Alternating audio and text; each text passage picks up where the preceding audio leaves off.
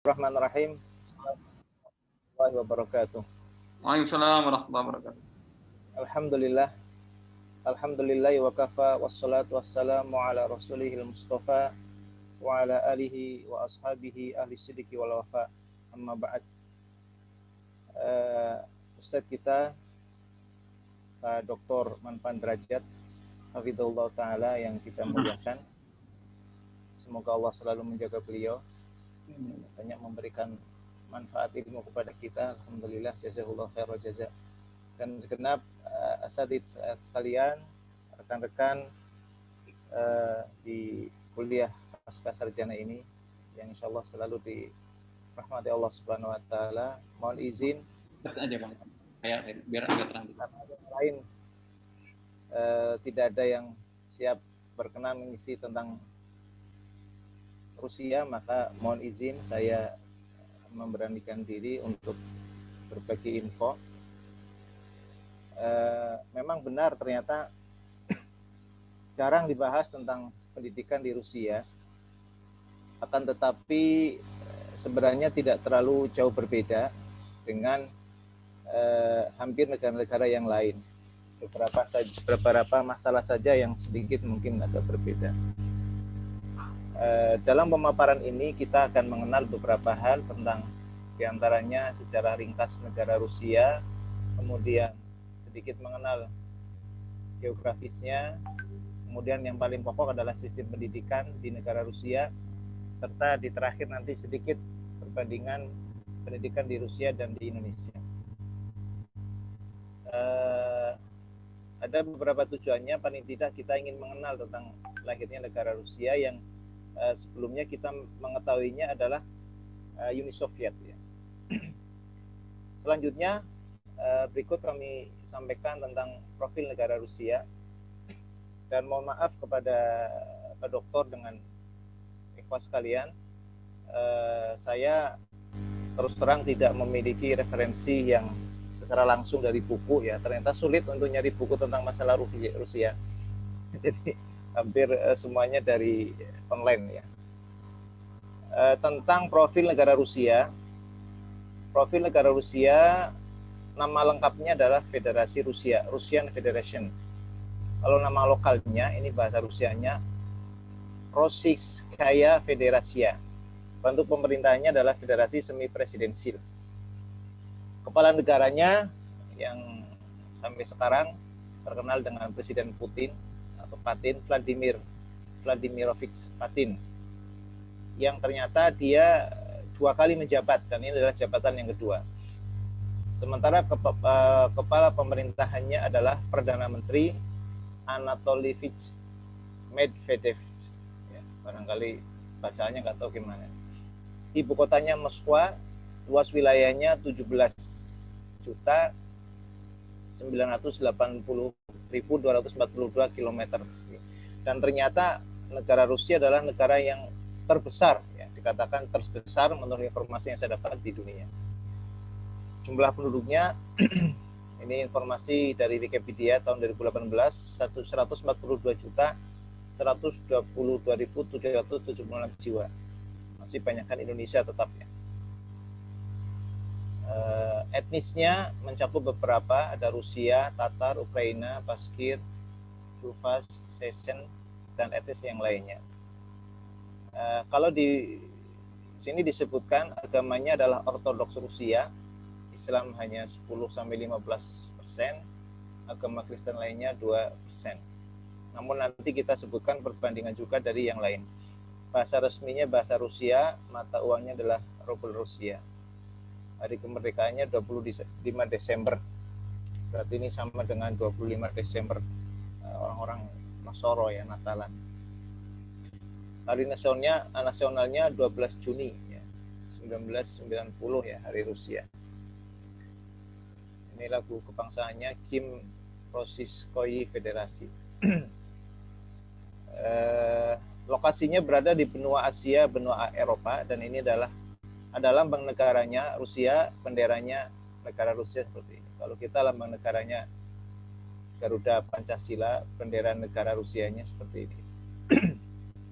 Kemudian letak geografis Rusia mungkin tidak saya bacakan secara keseluruhan. Tadi sudah disebutkan di profilnya sedikit.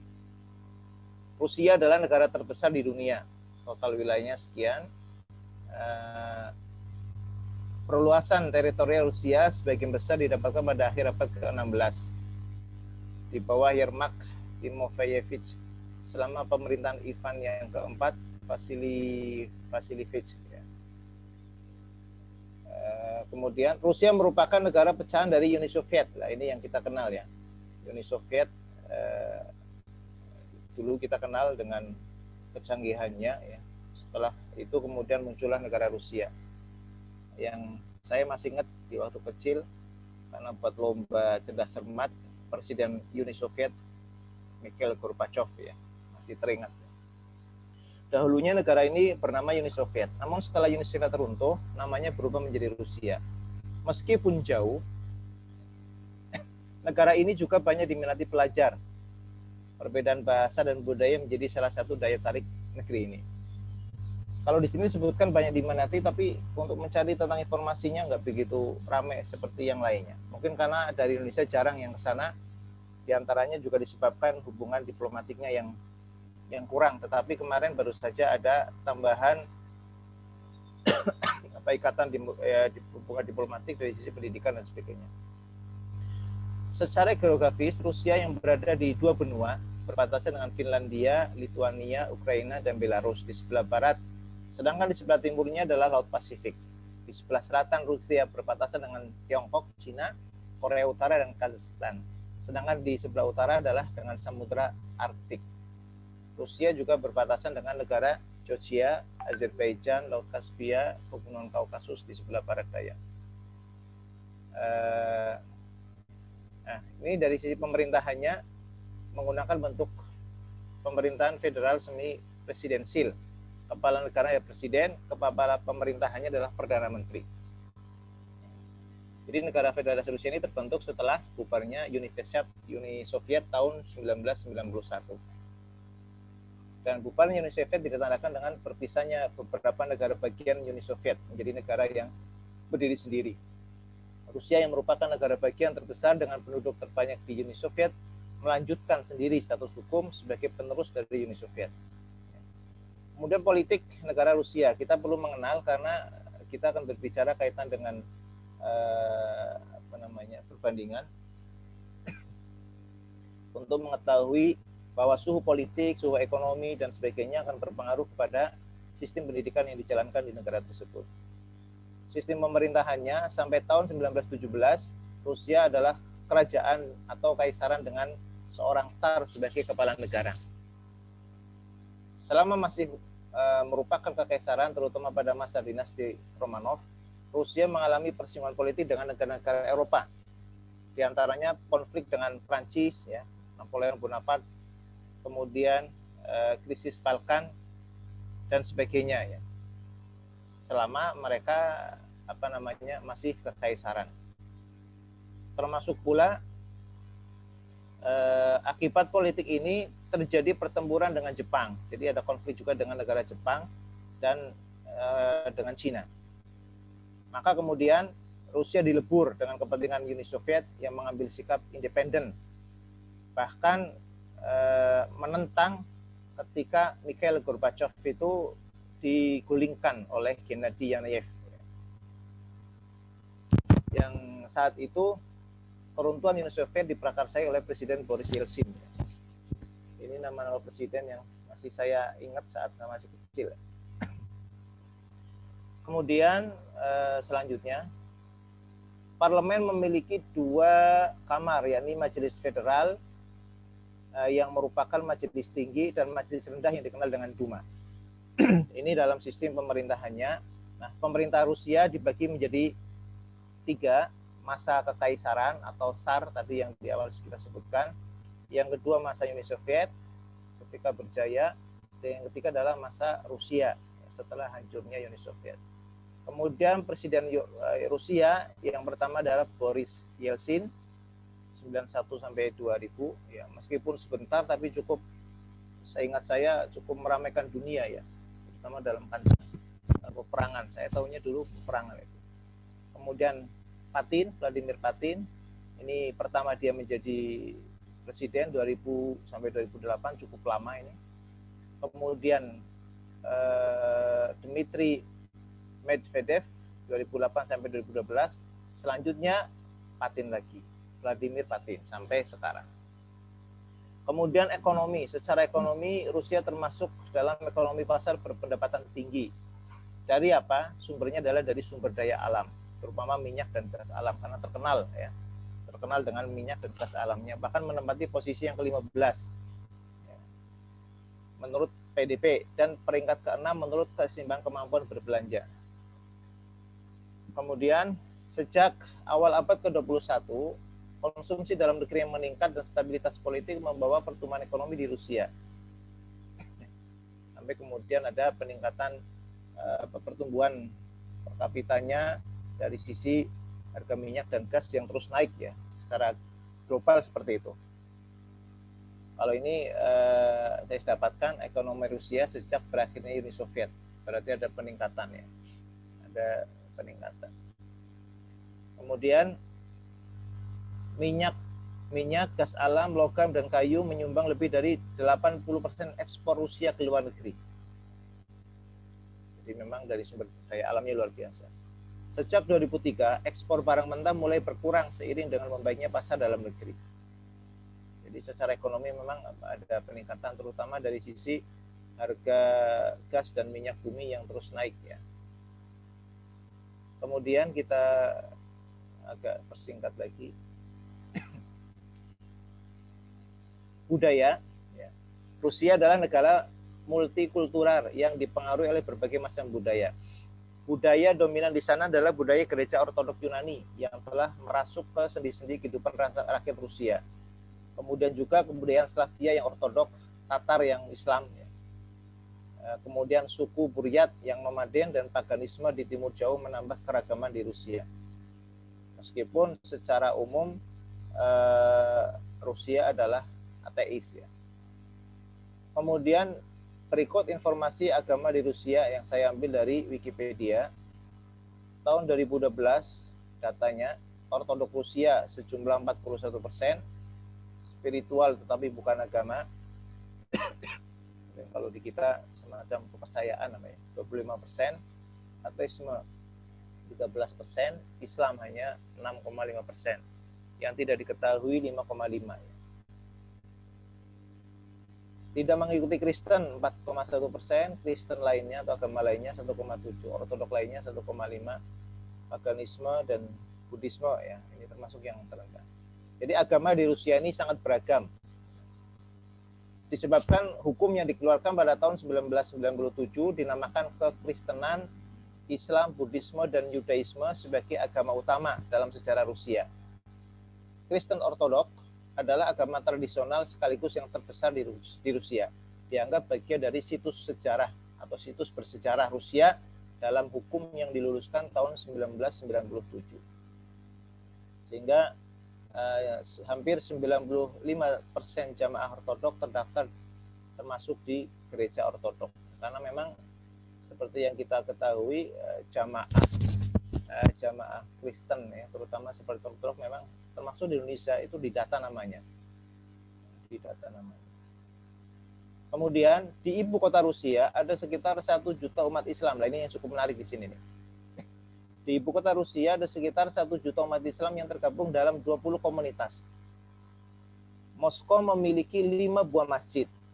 Menurut data para ahli, di seluruh Rusia ada sekitar 7.000 masjid. Jadi selama ini kita kenal dengan ortodoksnya, kemudian komunisnya, tapi ternyata ada 7.000 masjid. Inilah gambaran nyata kehidupan warga muslim di Rusia yang ternyata bisa hidup damai berdampingan dengan agama lain berkat kepemimpinan kebijakan pro-Islam Presiden Putin yang berhasil merangkul elemen moderat Islam di Rusia bersatu mempertahankan Republik Federasi Rusia. Jadi memang Putin yang seperti itu, yang saya dapat informasinya diantaranya, yang saya dapatkan ini sisi positifnya Putin itu, dia merangkul elemen-elemen kalangan kaum muslimin dari segala yang ada. Tapi tujuannya ini untuk mempertahankan Republik Federasi Rusia. Walaupun di sisi lain ya dia juga join dengan orang-orang Yahudi, Israel dan sebagainya. Nah, kaitan dengan jumlah masjid di seluruh Rusia yang 7.000 masjid, kalau saya kemarin bandingkan dengan kaitan dengan Iran, mohon maaf ya, walaupun Iran disebut dengan Republik Islam Iran, tapi justru di Rusia masih lebih baik ya, lebih mendingan, karena pasti di sini ada Jumatan, tapi di Iran sebagaimana kemarin juga diinfokan oleh Pak Dokter juga tidak ada Jumatan. Kemudian hubungan Indonesia dan Rusia ini yang saya dapatkan, ternyata dari zaman Presiden Soekarno sudah ada kedekatan antara Indonesia dengan Rusia. Jadi sampai beberapa kali Presiden Soekarno itu mengunjungi Rusia yang saat itu masih Uni Soviet, yang saat itu masih Uni Soviet, sebagaimana disebutkan di halaman Rusia Beyond the Headline tanggal 10 Agustus 2018, Perdana Menteri Uni Soviet ketika itu Nikita Khrushchev sudah terkesan dengan kualitas Soekarno sebagai seorang pemimpin. Ya memang kita tahulah, kenal bagaimana Presiden Soekarno di dunia ini. Semua itu bermula dari ketika Indonesia sukses menjadi tuan rumah Konferensi Asia Afrika di Bandung ya. 1955. Ini saya ingatnya dulu di pelajaran PSBB ya. Nggak tahu Ustaz masih ingat nggak? Pelajaran sejarah perjuangan bangsa ya. Sejak itu nama Presiden Soekarno mulai sering muncul di surat-surat kabar Soviet. RBTH yang mengutip dari buku Memoirs of Nikita Khrushchev, volume 3 Statement, menggambarkan betapa Khrushchev ini mengagumi Soekarno. Bahkan dalam persepsinya, Soekarno adalah sosok yang terdidik dan cerdas. Padahal tingkat pendidikan dan kecerdasan tidak selalu sejalan. Saya telah bertemu banyak orang berpendidikan tapi sangat tidak cerdas. Dan sebaliknya, orang-orang yang tidak mengenyam pendidikan di sisi lain bisa berotak encer. Tapi Soekarno memiliki keduanya. Wah, ini Masya Allah. Ujian dari Khrushchev sendiri ya. Dan Khrushchev ini adalah Perdana Menteri Uni Soviet saat itu. Kemudian kedekatan Soekarno dengan Khrushchev ini diamini oleh Dubes Indonesia, Wahid Supriyadi, ketika berbincang-bincang tentang hal tersebut. Dan ini disebutkan pada bulan Juli 2020, berarti yang lalu. Memang di bawah kepemimpinan Nikita Khrushchev dan Soekarno, hubungan kedua negara ini romantis sekali. Soekarno bahkan berkunjung ke Uni Soviet sampai 4 kali. Bahkan, kata Wahid ini Dubes Indonesia kata Wahid Supriyadi, komunitas Muslim di Rusia merasa berutang budi kepada Soekarno. Kenapa? Nah, ini ada beberapa sebabnya. Karena apa? Soekarno pernah minta kepada Perdana Menteri agar mengembalikan fungsi Masjid Biru yang ada di Uni Soviet waktu itu. Nah, karena dia terkesima, heran dengan bangunan mewah yang berwarna biru di kota Leningrad, di yang namanya Petersburg itu. Dan Soekarno tak sengaja menemukan bangunan dengan kubah cantik itu saat meninjau beberapa parkir di Leningrad. Sampai kemudian dia minta agar diaktifkan lagi ya, agar diaktifkan masjid tersebut yang kemudian dikenal dengan Masjid Biru. Dan Uni Soviet menghormati Bung Karno dan mengabulkan permintaan tersebut. Masya Allah, ini berjasa sekali, Masya Allah. Ya, ini salah satu mungkin, mudah-mudahan ya, dengan segala kekurangan yang ada, Soekarno kita melihat secara zahir seorang Muslim, ini masjid dibangkitkan lagi, mudah-mudahan jadi bagian pahala jariah bagi beliau ya, dengan segala kekurangan dan kelebihan yang ada. 10 hari usai kunjungan Bung Karno ke Uni Soviet, utusan Kremlin datang ke masjid dan mengabarkan bangunan itu difungsikan kembali sebagai tempat ibadah. Subhanallah. Nama masjid memang tidak diubah, tapi oleh komunitas Muslim di Rusia mereka kerap menyebutnya sebagai Masjid Soekarno. Ya, Masjid Soekarno. Sama dengan di beberapa tempat di Saudi pun ada istilah kayak gitu ya.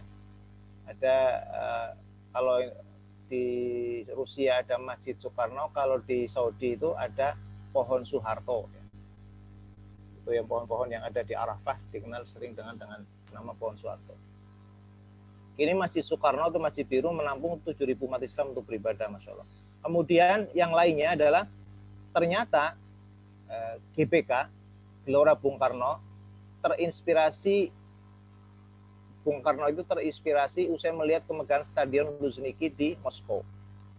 Sampai kemudian terinspirasi dari itu dia kemudian mendesain untuk Gelora Bung Karno yang ada di Jakarta, yang dulu kita kenal dengan Senayan, Gelora Senayan Jakarta. Namanya sekarang Gelora Bung Karno. Soekarno ketika itu sempat berpidato di hadapan puluhan ribu pemuda Soviet di stadion itu. Kemudian Soekarno meminta agar dibangun bangunan yang sama untuk persiapan Asian Games keempat di Jakarta pada tahun 1962. Ini penjelasan dari Dubes Indonesia. Kemudian ia melanjutkan Uni Soviet juga ikut membantu Indonesia merebut Irian Barat dari penjajah Belanda. Ini kata Dubes Indonesia. Bahkan sempat menjadi negara dengan kekuatan militer terbesar di kawasan selatan. Dan mohon maaf di sini tidak saya sampaikan kaitan militer, karena ternyata memang kekuatan militer Rusia itu luar biasa. Kapal selam yang dimiliki saja kemarin ketika ada kapal selam Indonesia yang tenggelam, muncul ditampilkan negara-negara yang memiliki kapal selam. Ternyata Rusia termasuk yang paling banyak memilikinya. Nah, kemudian kita masuk ke sistem pendidikan di Rusia. Secara profilnya, ini saya nukil ungkapan dari seorang mahasiswa magister di People Friendship University of Russia, namanya Adri Sinaga. Saya dapat dari ini alamat di webnya. Mengatakan sistem pendidikan Indonesia dan Rusia bisa dikatakan serupa, tapi memiliki perbedaan dalam hal sistem penilaian. Ini langsung dari saksi hidup ya. Di Rusia, sistem penilaian terdiri dari Zekot atau tes tanpa ujian, dan juga yang dengan eksamen atau ujian. Yang tes tanpa ujian ataupun dengan ujian menjadi dasar pemberian nilai akhir berdasarkan standar khusus dengan ring nilai antara A hingga F. Jadi ada penilaian yang tanpa ujian dengan ujian. Kalau kita kan mesti ada UTS dan UAS ya. Selain itu di Rusia banyak ujian yang dilaksanakan secara lisan, tidak seperti di Indonesia yang semua ujiannya dilakukan secara tertulis. Besok UAS pun ini tertulis ya. Untuk program magister, sistem penilaiannya bisa dikatakan sangat mirip, yakni berdasarkan presentasi, makalah, dan diskusi. Nah, ini kayaknya bisa juga diadop ini Pak Dokter. Kita presentasi, ada makalah, kemudian diskusi. Kayaknya nggak perlu tertulis nanti UTS dan UAS-nya ini. Jika hendak kuliah di Rusia, mahasiswa yang berasal dari luar Rusia wajib mengikuti program pelatihan bahasa Rusia selama 1 tahun. Pembelajaran di Rusia diadakan oleh negeri serta diawasi oleh Departemen Pembelajaran Federal. Tiap area menata pembelajaran mereka dalam yurisdiksi yang legal dalam kerangka hukum federal. Pada tahun 2004, berbelanja negeri buat pembelajaran beramal 3,6% dari APBD serta 13% dari perhitungan menyeluruh negeri. Berarti cukup besar juga perhatiannya pemerintah ke pendidikan. Kemudian sistem pendidikan di Rusia, sebelumnya nih, sekolah swasta baru terbuka untuk umum. Pemerintah Soviet dahulu melarang sekolah-sekolah semacam itu. Namun kemudian di zaman Rusia mulai dibuka lagi, ya, sehingga pendidikan semakin meningkat. Sistem pendidikan di Rusia meliputi taman kanak-kanak, playgroup sejak usia bayi 1 tahun sampai taman kanak-kanak lanjut sejak usia 3 tahun. Kemudian sekolah menengah sejak usia 7 tahun, atau yang sering disebut di sini gimnasium, semacam sekolah menengah dengan kurikulum yang lebih luas. Kemudian sekolah dan sekolah kejuruan, perguruan tinggi, institut, universitas, dan akademi. Ini hampir mirip dengan di Indonesia. Yang bedakan adalah sekolah menengah terdiri dari 3 tahun. Ini 3 tahun sekolah dasar, 6 tahun sekolah menengah utama, dan 2 tahun sekolah menengah penuh. Sekolah dasarnya 3 tahun. Kalau di kita 6 tahun. Kemudian 6 tahun sekolah menengah utama. Ini ya mungkin setingkat SMP-nya 6 tahun ya. Kalau di kita 3 tahun. Dan 2 tahun sekolah menengah penuh. Ada sekolah menengah khusus di mana mata pelajaran tertentu diutamakan. Misalnya mungkin kelas eksak ini Pak ya. Bahasa, matematika, fisika, dan lain-lain. Sejumlah perguruan tinggi mengikuti sistem barat dan mempunyai 2 peringkat. PA 4 tahun, MA 2 tahun.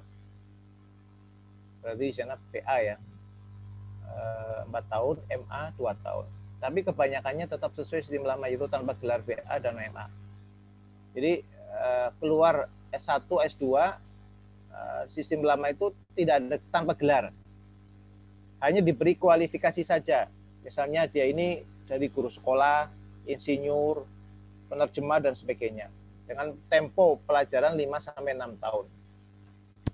Jumlah universitas pada tahun 1994 lebih dari 40, disertai 80 universitas khusus ya.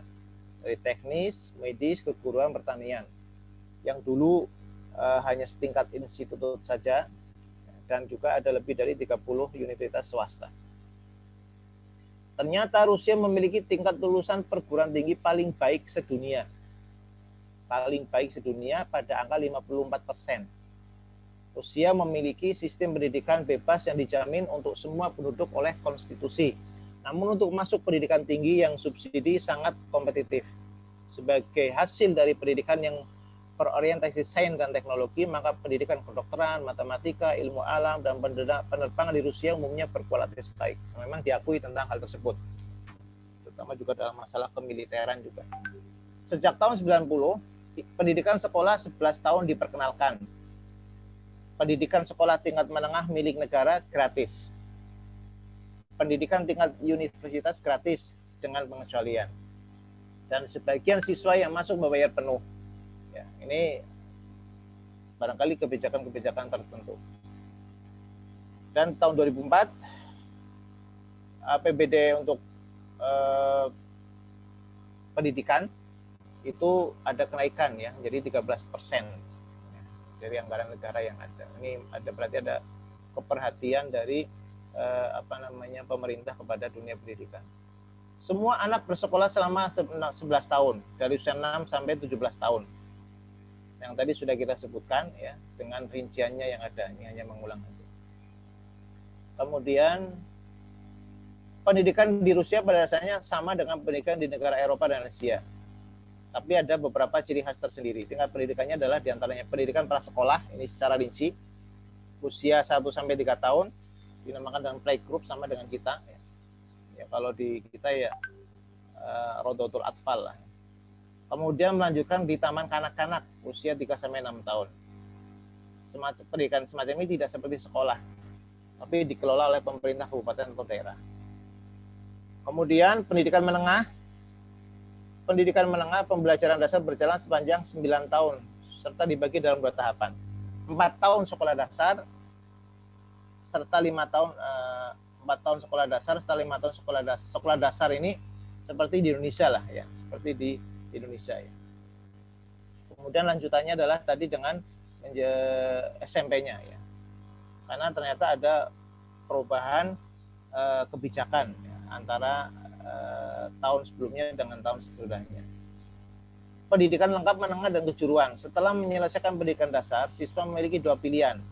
Apakah ingin terus menerima pendidikan menengah atau kejuruan lengkap? Dalam menyelesaikan pendidikan di sekolah menengah, siswa harus menyelesaikan pendidikan 2 tahun untuk mendapatkan sertifikat. Barulah setelah itu mahasiswa diperbolehkan memasuki jenjang perguruan tinggi atau universitas dengan ijazah yang dia miliki tadi, yang dia dapatkan tadi.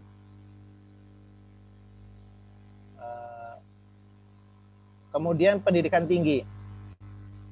Pembelajaran besar Rusia bisa diiringi oleh alumnus pembelajaran menengah komplit atau alumnus sekolah keahlian. Untuk alumnus yang sudah menuntaskan pembelajaran menengahnya, tingkatan pembelajaran tinggi menjadi kelanjutan pendidikan tinggi. Mohon maaf ini balik ini tadi kita sebutkan di sini ada istilahnya yang kejuruan ya, atau pendidikan menengah. Langkah awal universitas, langkah awal melingkupi paling tidak 2 tahun program riset pembelajaran besar. Sehabis menuntaskan riset mereka, anak didik hendak menyambut tingkatan akta o nepolnom visum obrazovani yang bisa diserahkan yakni tanpa gelar atau non gelar, atau sebanding dengan profesi alumnus sekolah keahlian. Yang tadi disebutkan ada yang pakai gelar dan yang non gelar. Yang non gelar hanya secara kualifikasi saja. Apakah dia seorang guru atau insinyur dan semisalnya. Universitas di Rusia yang terbesar dan tertua adalah Universitas Negeri Moskwa dan Universitas Negeri Saint Petersburg. Pada tahun 2000-an, untuk mencapai kesetaraan pendidikan tinggi dan lembaga penelitian di berbagai wilayahnya, pemerintah meluncurkan pendirian Universitas Federal sebagian besar dibentuk dengan menggabungkan universitas regional yang sudah eksis dengan lembaga penelitian-penelitian yang lainnya. Kemudian kaitan pendidikan tinggi di Rusia, sistemnya adalah serupa dengan sistem Eropa Tengah. Sistem ini ada beberapa perbedaan, dibagi menjadi 4 bagian utama: pendidikan dasar, menengah, tinggi, dan pasca sarjana. 776 institusi pendidikan tinggi di 82 wilayah di Rusia menerima siswa internasional. Jadi ternyata menurut informasi yang saya dapatkan di sini, ternyata pelajar-pelajar dari luar Rusia termasuk banyak dan tinggi. Hanya saja mungkin dari Indonesia masih jarang, atau mungkin kitanya yang kurang paham. Ada 3 jenis institusi pendidikan tinggi, yaitu universitas, akademi, dan institusi.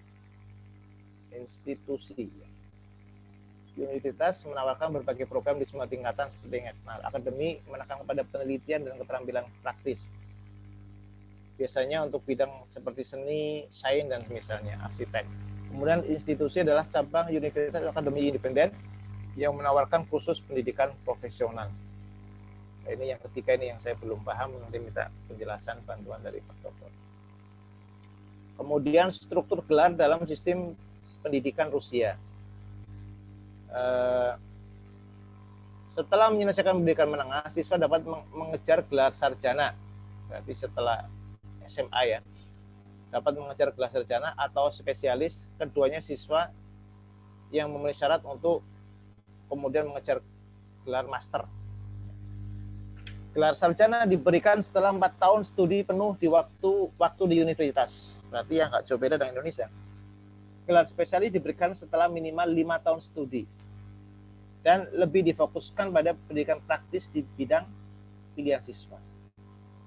Kemudian kedua kualifikasi tersebut mengharuskan siswa untuk berhasil mempertahankan tesis dan lulus ujian. Nah, gelar ini diberikan di semua bidang kecuali kedokteran. Ada pengecualian. Karena kalau yang sarjana biasa 4 tahun, kalau di kedokteran pertama ini 6 tahun. Gelar master diberikan setelah 2 tahun studi dengan 1 tahun didedikasikan untuk penelitian yang mencakup praktek dan persiapan pertahanan tesis. Kemudian siswa yang memiliki gelar master memenuhi syarat untuk melanjutkan studi di PhD mereka. Jadi S3-nya adalah PhD ya. Pendidikan pasca sarjana dibagi menjadi 2 bagian di Rusia, dan 2 gelar diperlukan untuk menginformasi status siswa sebagai ilmuwan.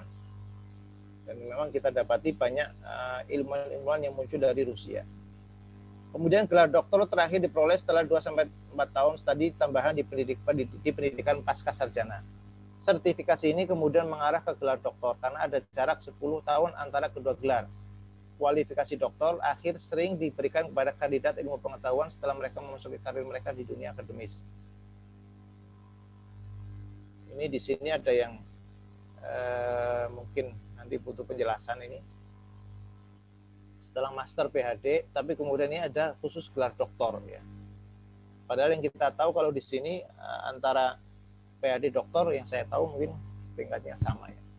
Baik gelar sarjana atau master tidak ada sistem Soviet dan diperkenalkan untuk menyesuaikan sistem pendidikan Rusia dengan standar internasional sesuai dengan proses Bologna. Ini dulu pernah disinggung dan ini pernah ditanyakan oleh Ustadz Surip. Ya, ini adalah kaitan dengan sebuah tempat. Gelar MBA di Rusia menjadi semakin populer di kalangan siswa internasional karena Rusia dianggap sebagai negara adidaya keuangan di sektor energi dan gas. Ini yang sudah kita ketahui. Kemudian di Rusia pun ada pendidikan non formal. Rusia dikenal dengan negara komunis dan kebebasan beragaman keyakinan. Walaupun demikian, Rusia memiliki sistem pendidikan non formal yang berkualitas dan berorientasi pada bagaimana menciptakan sesuatu yang baru demi kepentingan diri dan orang banyak di seluruh dunia. Dan ini ada yang menarik ini kaitan ibu-ibu ini. Pendidikan non formal diawali dengan mendidik anak dari rumah hingga di bangku pendidikan. Al-Ummu Madrasatul Ula. Ibu-ibu di Rusia sangat tangguh mengasuh anak. Iklim di Rusia sangat ekstrim pada musim-musim tertentu, seperti musim dingin, sehingga sang anak dididik untuk bisa berjuang mengadaptasi musim-musim tersebut. Jadi peran ibu-ibu luar biasa. Caranya gimana? Ibu-ibu di Rusia membawa anak mereka ke tempat salju untuk bermain ice skating. Ski ya, guna melatih fisik sang anak. Para ibu-ibu di Rusia tidak hanya menghabiskan waktu untuk berdandan, mereka memiliki tanggung jawab membawa anak ke tempat bermain di taman kanak-kanak dan PAUD. Jadi peran ibu-ibu di Rusia ini luar biasa, mereka pada anak-anak. Ini yang barangkali kalau memang sekarang masih seperti itu, patut dicontoh oleh ibu-ibu Indonesia. Jadi yang ada kan sekarang justru kesibukan ibu-ibu banyak ketika mengantar anak-anaknya, mereka ngerumpi, anaknya sekolah di dalam kelas, ibu-ibunya juga sekolah di luar tapi ngerumpi. Jadi majelis ngerumpi. Di Rusia terdapat berbagai lembaga pendidikan non formal seperti kursus mekanik, bahasa Inggris, kursus pilot dan lain-lain. Para siswa maupun mahasiswa diwajibkan belajar sejumlah kursus yang diselenggarakan oleh lembaga pendidikan non formal di Rusia. Mungkin kalau di Indonesia kursus-kursus ini bisa melalui lembaga yang diakui oleh pemerintah seperti PKBM mungkin ya, seperti itu. Ini yang ada. Nah, ada masalah dalam problematika pendidikan di Rusia. Ini saya ringkas saja karena cukup panjang. Di antaranya adalah kaitan krisis sistem pendidikan tradisional. Jadi pendidikan tradisional yang masih ada itu berpengaruh ya. Jadi masih melekat di masyarakat atau di warga negara Rusia. Kemudian hukum pendidikan yang lemah, ini problematika yang ada, hukum pendidikannya. Kualitas pendidikan sangat bergantung pada hukum di lapangan. Nah, saat ini upaya sedang dilakukan untuk mereformasi undang-undang pendidikan. Sepertinya enggak jauh beda dengan Indonesia ya, undang-undang di Indonesia yang selalu bergonta-ganti masalah pendidikan. Kemudian tingkat korupsi di Rusia termasuk tinggi. Termasuk misalnya memeras uang orang tua siswa sekolah dasar, pencurian dana anggaran dan suap, penjualan ijazah palsu dan pembuatan dokumen pendidikan palsu ya. Ya ini nggak jauh beda lah dengan di tempat kita juga sepertinya ada seperti ini. Ada banyak undang-undang yang melarang korupsi, tapi apakah itu berhasil atau tidak masalahnya rumit. Ya, secara khusus korupsi harus dikurangi dengan memperkenalkan ujian Amerika. Nggak tahu maksudnya apa. Tetapi ini sia-sia. Untuk mengatasi masalah ini, kejahatan pendidikan harus dihukum di tingkat legislatif. Kemudian tingkat pendanaan rendah. Nah, ini kaitan dengan yang ada sekarang ya. Institut pendidikan di semua tingkatan Rusia menghadapi kekurangan dana yang terus-menerus. Padahal tadi di depan kita dapatkan informasinya cukup bagus ya, tapi kemudian ada kemunduran. Orientasi praktek pendidikan rendah. Di mana sistem pendidikan yang ada itu lebih melatih ilmuwan teoritis untuk di masa yang akan datang. Namun hal itu mulai berkurang atau menurun karena apa? Karena kurangnya pelatihan praktis. Maka hubungan antara buku teks teori dan praktek ini semakin melemah, ya, semakin melemah. Intinya semakin kurang orang-orang yang betul-betul menguasai di bidangnya. Sistem interkoneksi antar semua jenjang pendidikan pun lemah. Ini problematika yang sedang kita bahas yang ada di sistem pendidikan di Rusia. Orientasi masa lulusan memasuki pendidikan tinggi. Karena setiap tahun semakin banyak orang yang memperjuangkan pendidikan tinggi. Namun hanya setengah dari mereka yang benar-benar masuk ke universitas untuk mendapatkan ilmu sesuai dengan profesi yang ada. Kemudian terakhir aja, fakta menarik sistem pendidikan. Kota pendidikan Rusianya, ya, kalau di Indonesia adalah Yogyakarta, kalau di sana adalah Tomsk. Salah satu kota Rusia dikenal sebagai pusat pendidikan dan penelitian ilmiah. Di sini di daerah Tomsk memiliki 6 universitas negeri tertua dan perpustakaan bernama Pushkin Library yang menyediakan koleksi langka dari literatur Rusia. Kemudian tingkatan sekolah tadi sudah kita sebutkan, biaya hidup dan kuliah di Rusia. Umumnya biaya pendidikan dan hidup di ini menjadi pertimbangan ya. Nah, bila dibandingkan dengan negara lain di Eropa, biaya hidup dan kuliah di Rusia termasuk murah ya, karena dibandingkan dengan negara Eropa. Ini salah satu alasan mengapa Rusia menjadi destinasi banyak dari pelajar internasional. Kemudian juga adanya beasiswa pemerintah Rusia kemudian mengadopsi sistem pendidikan Eropa yang kita kenal adanya perjanjian Bolonya. Akhirnya ada pembaruan di pendidikan sistem kampus. Teknik pendekatan dan dalam pendidikan Rusia ya. Dalam sistem pendidikan Rusia, untuk tugas praktek dan lebih banyak dibandingkan dengan memberikan materi di dalam kelas. Dalam penilaian pun didasarkan pada tingkat pengetahuan hasil ujian dan juga melalui seluruh proses belajar, termasuk dalam menentukan kelulusan di universitas, ditentukan dari skripsi dan nilai seluruhnya. Ini nggak jauh beda dengan Indonesia. Kemudian perbandingannya ini saya buat kolomnya. Kalau dasar ya, tingkat dasarnya dikenal dengan sekolah dasar di Rusia dengan pendidikan umum utama. Usia sekolahnya antara 6 sampai 7 tahun. Pendidikan umum di Indonesia. Kalau di Rusia, pendidikan umum dasar selama 4 tahun dimulai dari umur 6 tahun. Waktu belajar efektif 30 sampai 36 minggu ya. Atau 26 sampai 28 jam per minggu. Kalau di Rusia, waktu belajar 34 minggu per tahun. Jumlah belajarnya bulannya adalah Juli sampai Juni. Kalau di Rusia September sampai Juni karena ada musim-musim dingin. Kemudian pendidikan lanjutan atau sertifikat SMP ya, seperti yang ada di layar ini. Di Indonesia mulai dari 12, kalau di Rusia dari 10 tahun sudah masuk tingkat SMP karena di SD-nya lebih pendek, lebih lama di SMP-nya selama 5 tahun. Kemudian SMA-nya SMA atau menengah atasnya di Rusia dikenal dengan pendidikan menengah umum lengkap atau kejuruan selama 2 tahun. Kalau di Indonesia 3 tahun. Waktu belajarnya juga nggak jauh berbeda.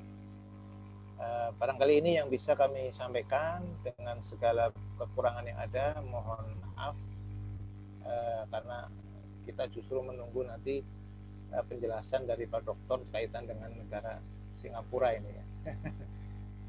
Walaupun Ustaz Arifin sudah kapok tidak mau ke Singapura lagi gara-gara tidak ada air.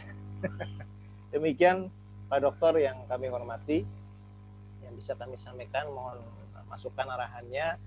Banyak hal yang penuh dengan kekurangan. Terima kasih juga kepada teman-teman semuanya atas perhatiannya. Jazakumullah khairan.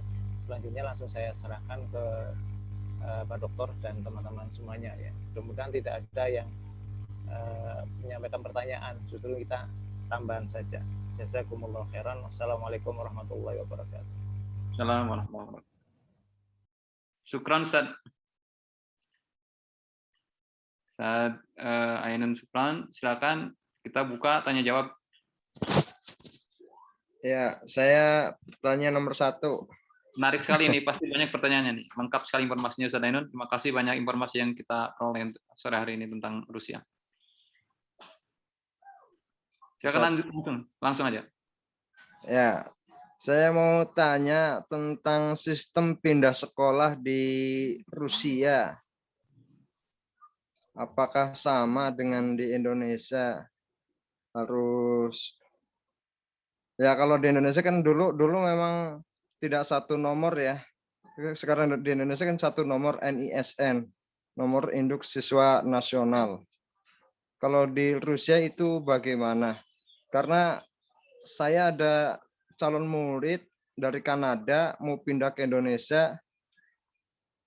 Kalau di Kanada katanya nggak ada macam-macam, pindah keluar aja, nggak seribet di Indonesia katanya. Kalau di Rusia bagaimana? Pengen dengar juga mungkin buat perbandingan. Ini pertanyaannya kepada dokter nih. Saya Rusia belum pernah di Rusia.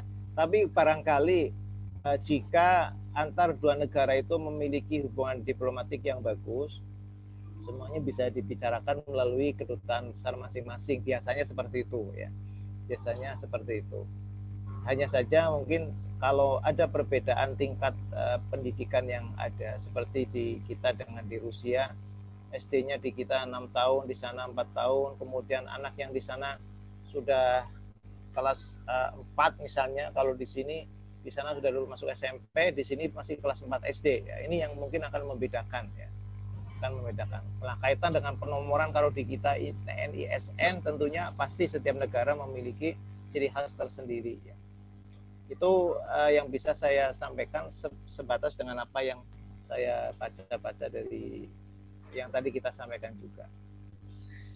Tunggu dari Dr. Maman ini Bang, ada tambahannya.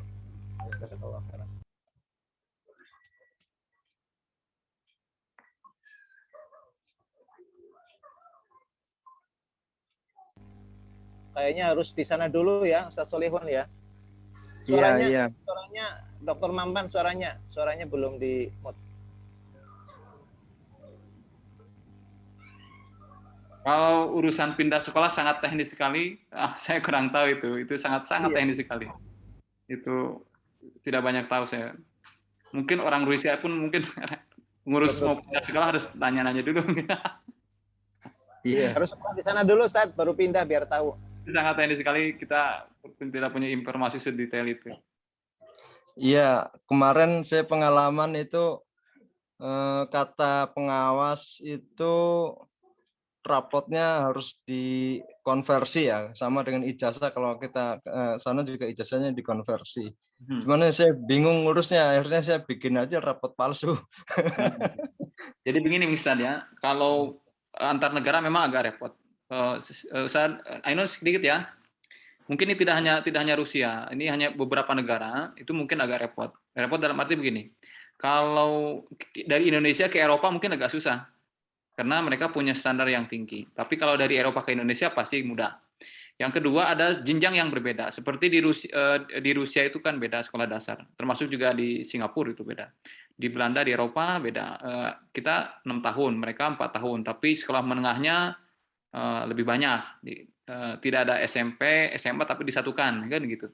Seperti halnya di Rusia.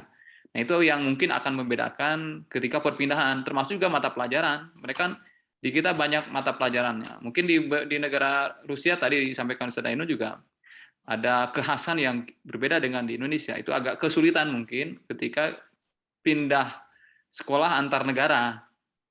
Karena mata pelajaran berbeda, struktur mata pelajaran berbeda, termasuk jenjangnya berbeda. Seperti halnya nanti saya terangkan di Singapura pun begitu. Singapura itu SMP SMA menyatu 4 sampai 5 tahun.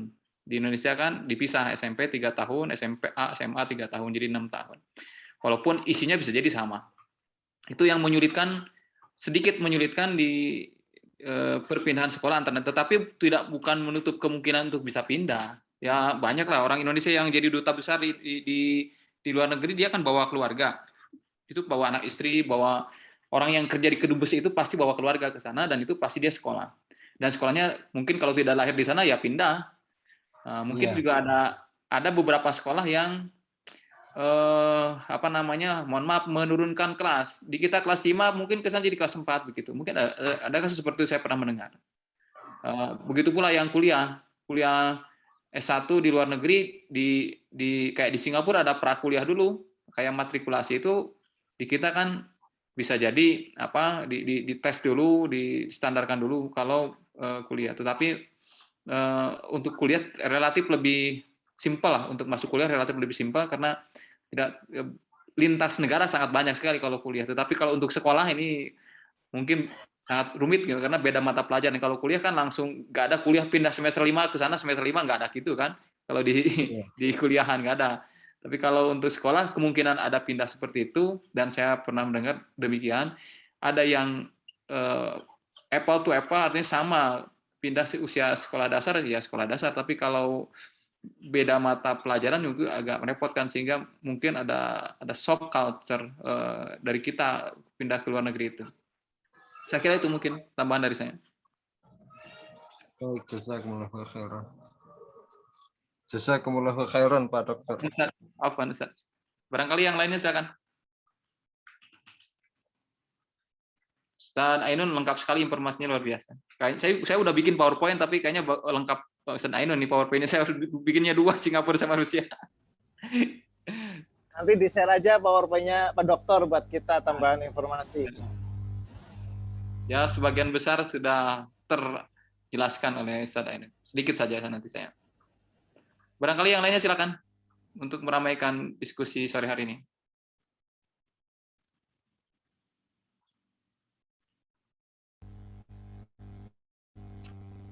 Cukup? Sementara cukup, nunggu tinggal Ya? Singapura. Oh iya, baik. Oke. Tapi sedikit menambahkan saja tentang Rusia. Jadi Rusia ini punya sejarah yang berbeda ya dengan kebanyakan negara. Jadi sempat runtuh kemudian bangun lagi. Masa kejayaannya Rusia ketika sebelum runtuhnya itu ya Soviet. Soviet itu menjadi blok timur dan Amerika menjadi blok barat. Seolah-olah negara ini dibelah dua, ada bagian barat itu kekuatan Soviet, bagian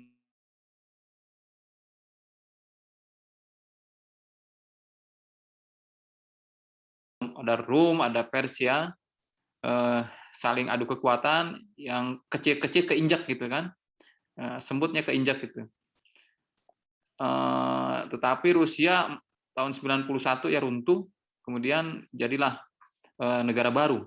Soviet itu runtuh jadi negara baru, dan tentu merubah banyak hal termasuk sistem pendidikan. Sebelum runtuhnya Soviet itu kan komunisnya garis keras itu. Leninisme itu komunis garis keras, sistem ekonomi komunis, sistem pendidikan komunis. Menarik di Rusia, di Soviet dulu sebelum runtuh itu kan semua ajaran komunis itu didoktrinkan di sekolah, bahkan pulang sekolah pun harus ikut kegiatan ekstrakurikuler komunis. Begitu kuatnya sistem komunis itu tidak mudah melepaskan dalam benak pikiran, dalam hal ihwal masyarakat Rusia. Sehingga walaupun Soviet sudah runtuh, Rusia sebagai anak sulung ya, anak paling besar dari Federasi Rusia ini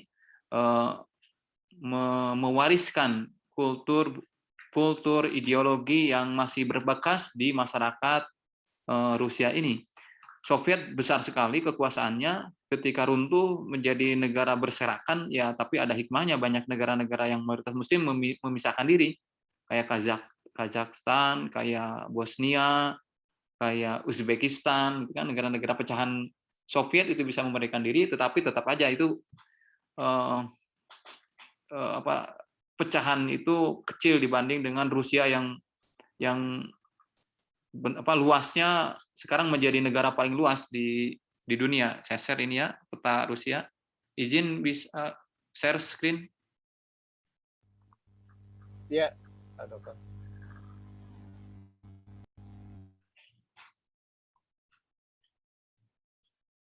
Ini Rusia, Masya Allah, luar biasa. Ini paling besar wilayahnya sedunia ini, dari ujung timur sampai perbatasan Jepang itu, wilayah Rusia itu. Ini menjadi negara yang punya secara sumber daya, itu punya peluang untuk menjadi superpower lagi, dan mereka masih berambisi, Rusia masih berambisi menjadi negara superpower sekarang ini. Sistem pendidikannya yang tadi sudah disampaikan, kontrol pemerintah pusat sekarang juga, tidak sentralistik, agak semi otonomi, memberikan kewenangan kepada pemerintah, kepada daerah-daerah, kepada provinsi untuk mengatur pendidikannya. Kemudian apa lagi? Ini sudah hampir dibahas semua sama Ustaz Ainun nih. Sudah hampir semua sudah dibahas sama Ustaz Ainun. Nah, ini mata pelajarannya. Nah, kayak gini kan mata pelajaran ini SD. Sorry. Ya, oh enggak, ini bukan. Setelah ini juga ada mungkin ini informasi ini. Ini tentu kalau pindah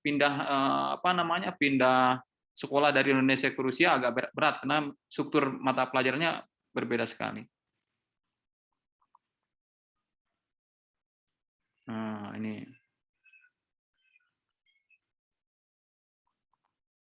ini jam sekolahnya. Sudah tadi sama Ustaz Ainun juga sudah ini. Saya kira itu mungkin yang menarik dari Rusia itu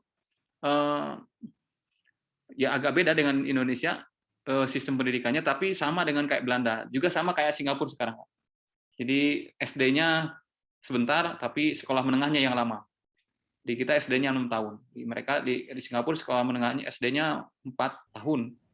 Di beberapa negara Eropa 4 tahun itu. Tapi memang tadi disampaikan Ustaz Ainun, sistem pendidikan Rusia juga mengadut Eropa, Prancis utamanya, kalau nggak salah. Jadi secara peradaban orang Eropa lebih maju sebetulnya dalam hal perkembangan pendidikan, sehingga Rusia meniru sistem pendidikan di Eropa. Plus minusnya apa Pak Dokter kalau yang sekolah dasarnya lebih pendek itu? Ini mungkin nggak diterapkan di Indonesia gitu. Jadi gini, di beberapa negara maju itu mungkin mereka itu secara mental dan secara IQ, kalau pernah saya nggak mau ya merendahkan kita ya. Mereka itu sedikit lebih singkat usia usia SD-nya. Ketika sekolah menengah itu lebih diarahkan betul-betul mereka minat bakat itu menjadi prioritas. Kayak beginilah di Belanda itu SD 4 tahun, masuk secondary school kayak bahasa Belanda saya lupa itu betul-betul naik itu berdasarkan minat bakat. Nanti di kelas-kelas ada kelas kasarnya ya, ada kelas pintar, kelas rata-rata dan kelas tidak pintar lah. Nanti kelas tidak pintar itu secondary school masuknya SMK, kuliahnya cuma di politeknik. Betul-betul kayak gitu jalurnya. Mereka itu betul-betul secara sedini mungkin diarahkan mereka supaya tidak gagal dalam belajar. Jangan sampai orang yang tidak pintar dipaksakan untuk kuliah, masuk ke sains, masuk ke kuliahnya ngambil yang riset kayak gitu. Bukan keahlian. Nah, itu plusnya. Minusnya apa ya? Saya kira belum tentu kalau di Indonesia cocok, karena Indonesia kayaknya pernah, Pak. Kita dulu yang usianya dengan saya sama, mungkin di atas 45. Kita dulu SMP itu ada ST, Pak ya, sekolah teknik. Ada yang usia di atas 45, itu SMP. Setelah SD itu ada ST. SMP. Setelah SD ada STM. Setingkat SMP ya, Pak. Ya, setingkat SMP itu ada ST, sekolah teknik. Ya, betul. Nah, kita pernah mengalami fase itu, tapi itu dihapus, nggak ada sekolah teknik. Artinya apa? Peminatan nggak ada di ST, di SMP, selevel SMP nggak ada. Tapi di beberapa negara Eropa, termasuk juga di Rusia, termasuk di Singapura, itu sudah peminatan itu sudah diarahkan. Mungkin Indonesia nggak cocok, Pak. Jadi ST dihilangkan, sekolah teknik selevel SMP. Ada dulu kan saya masih ingat ada yang ke SMP, ada yang ke ST. Kalau ke ST berarti betul-betul mereka ingin anaknya langsung bekerja lah. Kalau nggak pintar-pintar masuk ke ST, berarti dia terampil lah, bisa bekerja. Kalau mau kuliah umum yang ngambil SMP. Nah, itu kira-kira perbedaannya. Berat lah, kalau mungkin di Indonesia di Eropa berat. Kalau di Eropa agak-agak mirip, Pak, kayak di Rusia gitu, agak-agak mirip. Termasuk juga Singapura ternyata banyak miripnya dengan Eropa. Indonesia gaya Amerika, Pak. Indonesia tuh menurut saya gaya Amerika, sekolahnya gaya Australia, mirip-mirip Australia, jenjangnya nggak 4 tahun. Kita dulu ada SPK, ada SGO gitu ya, Pak Dokter? Betul sekali. SMP kalau nggak salah ya. Jadi mungkin yang mohon maaf ini dugaan saya, ketika Indonesia baru merdeka kan kita belum punya sistem pendidikan. Undang-undang pendidikan belum ada, sistem pendidikan belum ada, maka banyak copy paste. Dan betul sekali banyak orang-orang Indonesia yang ahli pendidikan itu lulusan Belanda dulu itu. Ya kayak Ki Hajar Dewantara kan dulu di Belanda sekolahnya, kemudian Muhammad Hatta juga di Belanda sekolahnya, Soekarno juga pernah tinggal di Belanda. Jadi memang postur kerangka umum konstruksi pendidikan Indonesia itu kayak dari awal kemerdekaan bongkar pasang gitu kan. Bongkar pasang sesuai dengan kebutuhan, juga mungkin sesuai dengan perkembangan yang ada di Indonesia. Tapi anyway, dulu ya Pak Dokter. Gimana? Yang lulusan SGO, SPG, SPK itu ternyata kita dapati mereka bagus juga. Ya, itu sekali. Dan dulu kan S1 tuh tinggi sekali, sebab sebelum S1 ada kalau dulu itu namanya sarjana muda ya. Sarjana muda, Iya, sarjana penuh. Sarjana muda, sarjana penuh. Kemudian baru S2, S3. Sepertinya ya sama dengan di Eropa sekarang. Tetapi tentu melihat ganti pemerintah, ganti kebijakan, yang jadi menterinya sekolahnya di Amerika, ganti lagi gaya Amerika. Itu era 80-an itu, era zaman Soeharto itu semacam ada yang saya ingat itu ada istilah menteri-menteri itu atau sistem pemerintahan di Indonesia, termasuk kebijakan-kebijakan pemerintahan di Indonesia itu banyak diwarnai oleh Harvard University, Chicago gitu kan, kebanyakan dari sana datang ke Indonesia yang merubah sistem pendidikan. Ya kira-kira begitulah. Mungkin awal-awal kemerdekaan sekolah ke Amerika masih banyaknya di Belanda, di Eropa, jadi gaya-gaya Eropa sistem pendidikannya. Ketika sudah banyak yang berbagai negara sekolahnya termasuk ke Amerika, dan itu trennya tahun 80-an itu, 70 akhir tahun 80-an itu Soeharto mengirimkan calon-calon pemimpin Indonesia itu mengirimkan beasiswa banyak ke Amerika, kayak Menteri Mulawir Sajali lulusan Amerika, yang merombak sistem pendidikan. Waktu itu saya masih ingat Mulawir Sajali menghapus libur Ramadan. Kemudian apalagi banyak ya kebijakan-kebijakan yang aneh itu. Itu karena pulang dari Amerika sekolahnya. Kira-kira begitu. Saya sedikit mungkin mau bicara tentang Singapura. Ustaz Ainun, Bang Ali, cukup dulu ya untuk Rusia. Saya sedikit mau membahas tentang Singapura. Saya juga nunggu Singapura ini, Ustaz. Sama. Saya kira di sini banyak yang tahu karena Singapura deket lah gitu. Banyak yang sudah ke sana, mungkin sudah banyak yang cari info tentang Singapura. Singapura negara kecil di Asia Tenggara yang terletak di penghujung semenanjung Malaysia. Berbatasan dengan Johor, di Indonesia Kepulauan Riau. Paling dekat dari Riau kalau nggak salah 30 menit ya, naik boot itu. Negara ini merdeka 9 Agustus 65 selama dijajah Inggris. 65 itu merdeka, tapi kalau tidak salah 63 itu masih hampir 63 itu sudah lepas, tetapi masih menyatu dengan Malaysia. Nah, 65 betul-betul lepas dari Malaysia kalau tidak salah itu. Negaranya Republik Singapura. Share screen-nya kelihatan nggak, Ustaz? Belum, tadi karena Pak Dokter belum keluar dari yang pertama. Sekarang coba share. Ya, yang tadi harus keluar dulu, harus gantian. Oh iya, betul. Bentar. Oke. Singapura.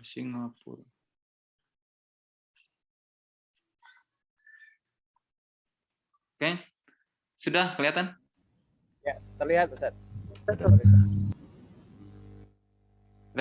Nama negara Republik Singapura, jumlah penduduknya 6.200.000. 6.200.000 itu 2 kali kota Bandung mungkin ya. Ibu kota downtown, ini kelebihan itu. Luas wilayahnya 728 kilo. 728 kilo itu Purwakarta itu 900, Pak. 900 lebih kilometer persegi. Ini ke Singapura itu segede Purwakarta lah. Dari ujung ke ujung paling 1 jam nyampe. Karena pakai MRT. Etnis Cina 76%, Melayu 13%, India, Tamil 7,9%, sisanya 1,4%. Kenapa banyak orang India di Singapura? Itu dulu ketika Inggris menjajah Singapura, menjajah daerah Singapura, Malaysia gitu kan. Brunei juga jajahan Inggris ya. Itu orang Inggris banyak membawa tenaga kerja kuli-kuli dari India. Tenaga buruh kasar dari India dipekerjakan di sana, beranak pinak jadilah warga negara. Sekarang termasuk di India juga warga negara jadi kelas 3, bukan kelas 3 ya, nomor 3 lah di Singapura itu setelah Melayu. Kemudian bahasa Inggris, Melayu, Mandarin dan Tamil. Dolar Singapura, mata uangnya dolar Singapura. $1 itu 10.000 ya, kurang lebih saja, 10.000. Presidennya Halimah Yacob. Perdana Menterinya Lee Hsien Loong. Nah, ini sistem pemerintahannya itu parlementer kayak gini. Kalau ada presiden, ada perdana menteri berarti parlementer. Jadi presiden hanya simbol saja. Yang berwenang itu perdana menteri. Perdana menteri sebagai pengelola negara, presiden itu sebagai kepala negara, hanya simbol saja. Sebab manajerial itu ada di perdana menteri. Kalau di perusahaan itu kayak mungkin ya presiden itu direktur, sementara yang lainnya manajer yang mengelola perusahaan lah, kira-kira begitu. Sistem presidensial. Tapi walaupun begitu, ada punya kewenangan, beliau itu punya bisa hak veto lah. Presiden punya hak veto terhadap kebijakan-kebijakan perdana menteri. Kemudian sistem pendidikan, sedikit dikelola Kementerian Pendidikan Singapura yang mengontrol perkembangan administrasi sekolah negeri yang menerima dana dari pemerintah. Jadi sama seperti di Indonesia, ada sekolah negeri, ada sekolah swasta. Sekolah negeri itu kontrol penuh oleh pemerintah. Tetapi juga ada sekolah swasta.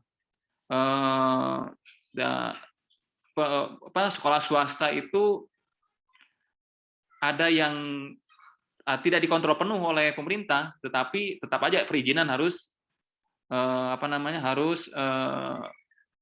mengikuti aturan pemerintah. Saya punya teman bikin TK di sana. Saya punya teman bikin taman kanak-kanak di Singapura. Ya perizinan resmi, kurikulumnya kurikulum lokal, kurikulum dia buat materi sendiri tentang keislaman. Jadi tidak tidak, saya pikir nggak boleh itu umat Islam bikin sekolah, ternyata bisa di sana bikin sekolah, bahkan bikin madrasah pun boleh di Singapura itu. Kemudian anggaran pendidikan 20%, ya sama lah dengan Indonesia, anggaran pendidikan 20%. Nah, sekolah itu di Singapura itu wajib. Jika orang tua gagal mendapatkan anak mereka untuk sekolah pendidikan dasar, itu bisa dipenjara. Ini sama kayak di Belanda ya. Di Belanda juga kalau orang tua tidak menyekolahkan anaknya bisa dipenjara. Yang ini ya, langsung saja ini yang bedanya Pak. Yang bedanya itu, nah ini Pak, anak-anak Singapura masuk ke dunia pendidikan formal mulai di tingkat TK.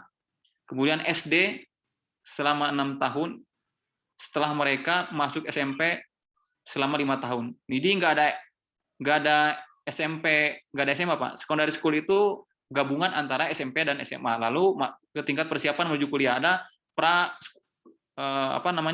kuliah lah begitu. Baru dia masuk kuliah. Itu yang membedakan antara Indonesia dengan Singapura.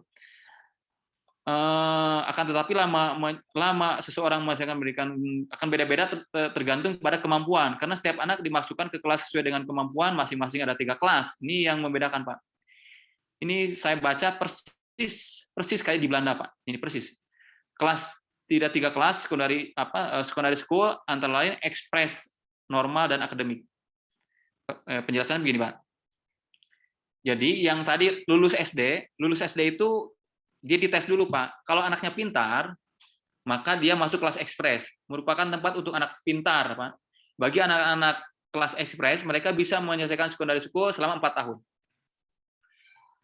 Tapi syaratnya dia harus kelas O, harus lulus level tes di Singapura. 4 tahun bisa selesai bagi orang-orang yang pintar. Harusnya 6, dia bisa 4 tahun. Jadi banyak yang 4 tahun selesai pendidikan dasarnya. Kemudian ada yang kelas normal, ini kelas rata-rata. Kelas normal, sebelum mereka masuk kelas 5, pada tahun 4 harus mengerjakan ujian nasional level tes agar tidak bisa naik kelas. Setelah mereka melewati kelas 5, ada ujian nasional yang namanya O level test. Jadi semacam UN lah gitu Pak, UN, dan memang itu berlaku untuk semua bagi anak sekolah di Singapura. Kemudian yang ketiga, kelas normal teknikal, bisa disamakan dengan SMK. Jadi setelah mereka lulus secondary school, mereka bisa melanjutkan ke Institute of Technical Education selama 2 tahun, atau sekolah lanjutan untuk mereka yang melanjutkan ke jenjang pendidikan yang lebih tinggi. Ini kalau kelas normal itu nilai yang paling rendah dari ujian, dari UN lah Pak. Dari UN itu dia dimasukkan ke kelas normal. Kalau yang pintar dia dimasukkan ke kelas ekspres, yang di bawah itu dia masuk kelas normal akademik, kemudian yang nilainya rendah dia ke kelas normal teknik atau sekolah teknik lah. Dia di lanjutannya masuk ke sekelas setara dengan SMK. Tetapi dia bisa ngambil kayak politeknik, Pak. Di Indonesia itu kayak politeknik, kan politeknik itu non gelar kan ya. Non gelar nanti lulus dia 2 tahun kayak diploma, dia bisa keahlian apa dan dia langsung bekerja. Itu yang membedakannya. Yang terakhir yang membedakannya adalah ada pre-university education, pendidikan pra kuliah. Pendidikan pra kuliah ini 2 tahun. Tujuannya adalah program ini adalah untuk mempersiapkan para siswa untuk menempuh ujian GCE level tergantung dari jurusan yang mereka tempuh dan nilai akhir para siswa yang lulus bisa melanjutkan pendidikan mereka ke level universitas lokal Singapura. Ada ini yang membedakan di Singapura adalah ada pendidikan pra universitas sebelum mereka melanjutkan ke perguruan tinggi. Kemudian ini saya tidak tulis di sini, gaji Singapura termasuk gaji terbesar di sebagian, termasuk gajinya tinggi ya. Gajinya itu sekitar setahun itu 500 sampai 600 juta per tahun. Kalau dibagi 12 berarti di atas 50 juta ya. 50 sampai 60 juta per bulannya gaji di Singapura itu melampaui Amerika. Walaupun bukan terbesar gajinya, tetapi termasuk gaji terbesar di dunia adalah Singapura. Yang menarik itu kenapa gajinya besar di Singapura itu memang jadi guru di Singapura susah, Pak. Tidak seperti di Indonesia. Jadi guru di Singapura itu susahnya minta ampun, sehingga kompetitif dan menjanjikan lah, tenaga kerja menjanjikan itu salah satunya adalah menjadi guru karena gajinya besar. Bahkan untuk masuk ke semacam universitas pendidikannya di Indonesia, masuk perguruan tinggi pendidikan di sana, nilai-nilai terbaik akan ditunggu oleh sekolah-sekolah di Singapura, menjadi karpet merah lah bagi mereka mahasiswa pendidikan atau mahasiswa jurusan kependidikan untuk mendapatkan karpet merah, masuk menjadi guru-guru di sana. Mereka menginginkan sekali jadi guru karena memang gajinya besar. Apalagi ya menarik itu di Singapura itu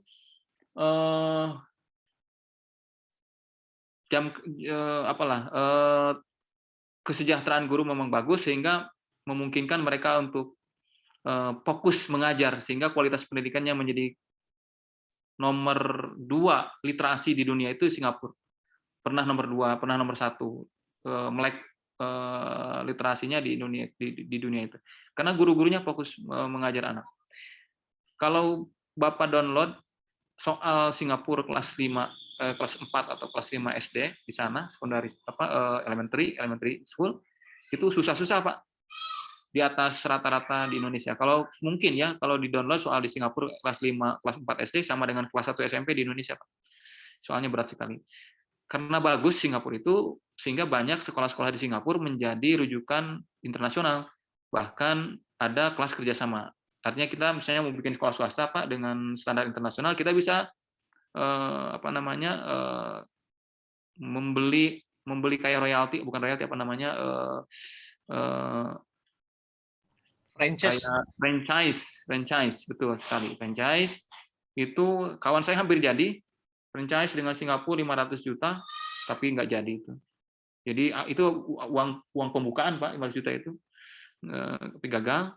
Nggak tahu apa yang menyebabkan gagal itu. Yang jelas karena bagus bisa membuka franchise. Tetapi bukan hanya level sekolah, Pak, level perguruan tingginya pun begitu. Bahkan ada saya lupa nama kampusnya di Singapura itu yang kelasnya sama dengan kelas di Harvard University. Cambridge University, ada soalnya standar Cambridge, sehingga yang buat soal-soalnya adalah orang-orang Cambridge bersamaan dengan dosen-dosen di Singapura, sehingga standarnya sama. Mereka itu sudah sampai ke sana sehingga merasa setara lah dengan mereka, begitu. Dan memang di ranking dunia kampus-kampus Singapura masuk banyak yang masuk puluhan lah, bukan ratusan lagi. Indonesia kan masuk 300 besar lah. UGM itu masuk 300 besar dunia. Nah, kalau Singapura itu puluhan, Pak. Puluhan, masuknya ranking puluhan. Sangat bagus sekali.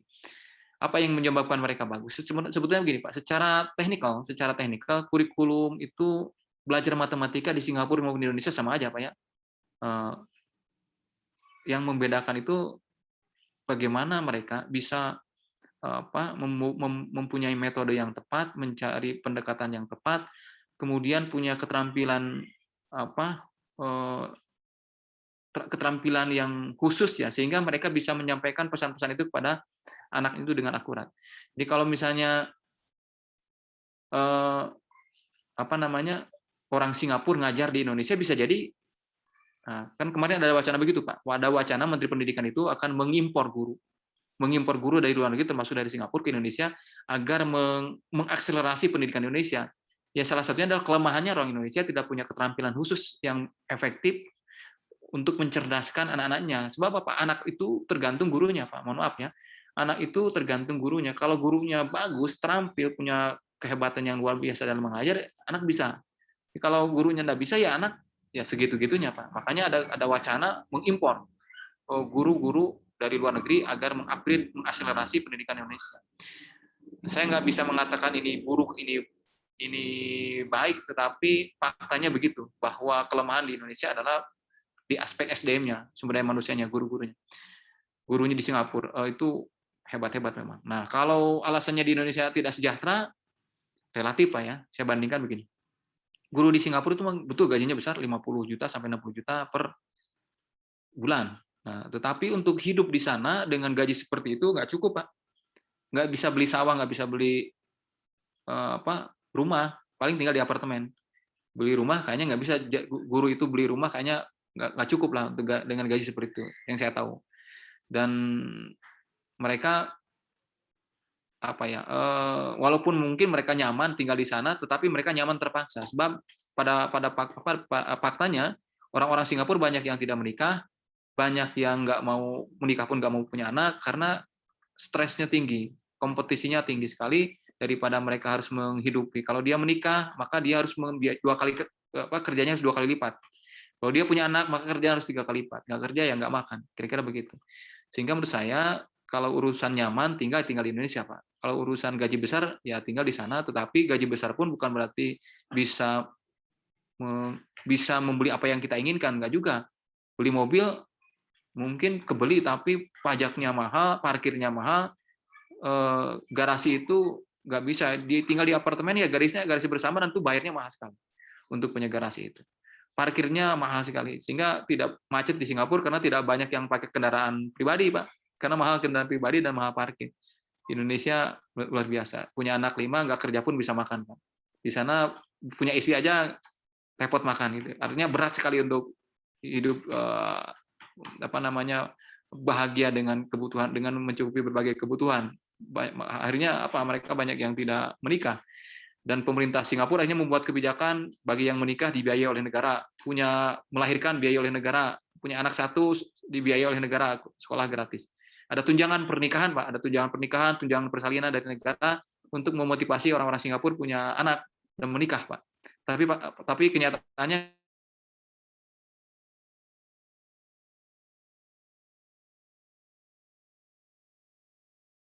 nikah mereka mikir 2 kali. Jadi bersyukurlah orang Indonesia bisa punya anak banyak, bisa punya istri banyak, begitu walaupun pendapatan tidak seperti orang Singapura. Kira-kira begitulah. Indonesia negeri santai. Negeri tersantai. Silakan ada yang mau menambahkan informasinya dari saya, kira-kira seperti itu.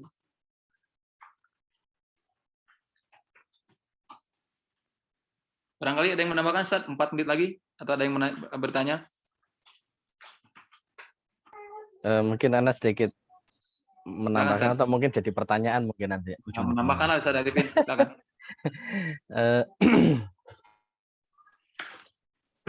Di Singapura itu Anda pernah mengikuti tentang daurah itu, tentang qiraatnya, qiraat sab'ah, qiraat asyrah itu, dan ternyata di Singapura itu aktivitas tentang pembelajaran Al-Quran sampai qiraat asyrah itu sudah biasa di masyarakat mereka. Bahkan di masjid kampung, masjid umum di Singapura itu sudah sangat biasa itu tentang qiraah sab'ah yang berbeda-beda cara bacanya gitu. Dan itu sudah sangat biasa. Berbeda dengan yang di Indonesia. Ya, di Indonesia itu ketika imam itu mau baca qiraah selain qiraah riwayah hafaz, itu sudah dilarang sama takbir masjid. Khawatir jadi fitnah, takutnya dianggapnya bacanya beda, Qur'annya beda, golongannya beda, gitu. Tapi di Singapura dan Malaysia, dan ini anak banyak teman-teman belajar bersama qiraah asyraf itu dari Singapura dan dari Malaysia, dan itu sudah dianggap biasa gitu di Singapura itu. Itu artinya pembelajaran Al-Quran atau kemajuan tentang mempelajari Al-Quran dari sisi keagamaan itu sudah maju juga, sangat maju juga dibandingkan dengan di Indonesia. Padahal kan ulama-ulama besar di Indonesia tentang qiraah kan banyak banget ya, dan juga salah satu rujukan dunia bahkan ya, Syekh At-Tarmasi itu yang punya kitab tentang qiraah asyraf itu yang paling tebal itu juga asli Indonesia gitu. Dulu ya. Tapi sekarang ya mudah-mudahan nanti akan muncul juga ulama-ulama tentang Al-Qur'an ya, ulama Al-Qur'an ya, seperti sana kan Kiai Haji Ahsan Sakho, kemudian ini kan luar biasa ya, yang ada di Departemen Agama. Jadi mungkin sedikit menambahkan, cuma mungkin kalau masih jadi pertanyaan, kalau Ustaz Surip mungkin bisa jadi pertanyaan ini. Kenapa kok bisa terjadi seperti itu ya? Gitu ya Ustaz Surip? Tahu anak kita, kalau Singapura itu asal tidak berbicara politik, bicara agama, bicara fikih, bicara akidah, itu sangat-sangat welcome. Setahu anak itu ada Majelis Ulama Malaysia, itu ada Majelis Ulama Malaysia, ada madrasah ada kelas pagi, ada kelas siang. Kalau kelas pagi itu maka madrasahnya itu menambahkan dengan pelajaran-pelajaran umum. Tapi kalau kelas siang itu biasanya hanya pelajaran-pelajaran agama bagi anak-anak Muslim yang sekolah di sekolah dasar belum dapat pelajaran agama. Jadi untuk pelajaran agama sangat terbuka di sana asal tidak berpolitik. Kalau berpolitik keras mereka. Mereka akan bubarkan pengajian itu, bahkan di masjid ini kan banyak CCTV dan itu CCTV-nya itu milik pemerintah, artinya pemerintah mengontrol apa yang kita diskusikan. Tapi kalau diskusi bicara agama, mereka sangat welcome, asal tidak bicara masalah politik. Itu yang setahu di Singapura itu. Tapi yang menarik presidennya muslimah, Halimah, ya, Halimah Yakub. Nah, itu mengakomodir gitu kan, mengakomodir dua suku besar, dua etnis besar Singapura, mayoritas Cina dan ada minoritas sebagian nomor 2 adalah Muslim dan itu Melayu. Itu mengakomodir lah supaya harmonis kehidupan mereka, tetapi tetap saja Perdana Menteri itu selalu dari mereka karena tidak mungkin karena mereka mayoritas Cina itu. Yang mengontrol negara di Perdana Menterinya. Iya, Masya Allah. Barangkali yang lain ada yang menambahkan? Terima kasih Pak dosen. Alhamdulillah. Kalau tidak kita cukupkan dulu sampai di sini, San. Kita ketemu lagi insya Allah minggu depan. UAS ya? UAS ya. UAS. Habis itu wisuda. Habis UAS rehat sejenak, mungkin 1 minggu. 1 atau paling telat 2 minggu untuk semester 2 gerak cepat insya Allah. Baik. Masih mengajar di semester 2, insya Allah mata kuliahnya kalau tidak salah di semester 2 itu ada lupa. Insya Allah masih ngajar. Alhamdulillah masih. Ada dosen baru nggak, Pak Dokter? Gimana? Ada dosen baru nggak? Ada dosen baru nggak? Kemungkinan ada dosen baruan. Kemungkinan ada dosen baru. Ya SKS ya. Nah, yang baru mungkin 2. Yang Prof ya pasti yang ngajar itu Prof masih ngajar biasanya. Saya ngajar yang 2 atau 3 dari di rolling begitu, di kelas yang lain masuk ke kelas Bogor begitu. Kemungkinan begitu. Yang kemungkinan Prof masih masuk di kelas ini sama saya. Tapi yang lain kemungkinan ada di rolling. Baik Ustaz. Semoga lancar. Terima kasih banyak Pak Dokter. Kita ketemu lagi dan ke depan insya Allah. Semoga diskusi kita memberikan manfaat pada kita dan kepada umat. Mohon maaf jika ada hal-hal yang kurang berkenan. Sekali lagi saya mohon maaf semua karena kesalahan kehilapan saya pribadi. Sekali lagi saya mohon maaf. Assalamualaikum warahmatullahi wabarakatuh. Waalaikumsalam warahmatullahi wabarakatuh. Izin lab kan ya. Warahmatullahi wabarakatuh.